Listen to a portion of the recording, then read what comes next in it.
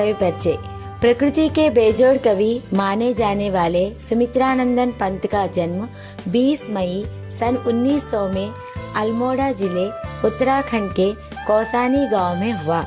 ప్రకృతి చిత్రంలో అద్వితీయమైన కవి అనగా సాటిలేని కవి అని పిలువబడే సుమిత్రానందన్ పంత్ 20 మే 1900 సంవత్సరంలో అల్మోడా జిల్లా उत्तराखंडలోని कौसानी అనే గ్రామంలో జన్మించారు।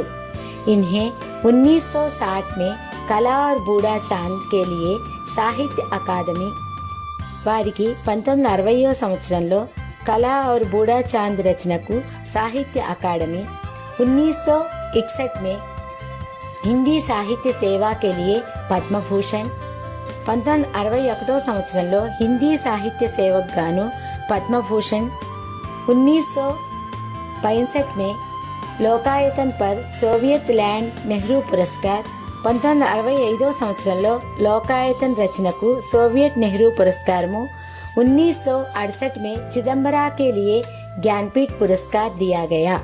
1968వ సంవత్సరంలో చిదంబరా కావ్యానికి గాను జ్ఞానపీఠ పురస్కారం ఇవ్వబడ్డాయి।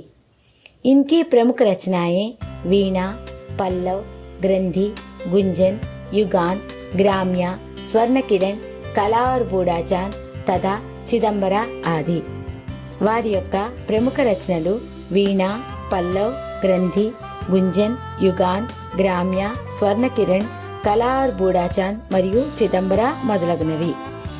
इनका निधन 28 दिसंबर सन 1977 को इलाहाबाद उत्तर प्रदेश में हुआ। వారు 28 డిసెంబర్ 1977వ సంవత్సరంలో ఇలహాబాద్ ఉత్తర్ ప్రదేశ్లో మరణించారు। Thank you for watching. If you enjoyed this video, please subscribe to my channel DG Law Learn and share it with your friends and family. Let me know what kind of content you'd like to see next in the comments below. See you in the next video.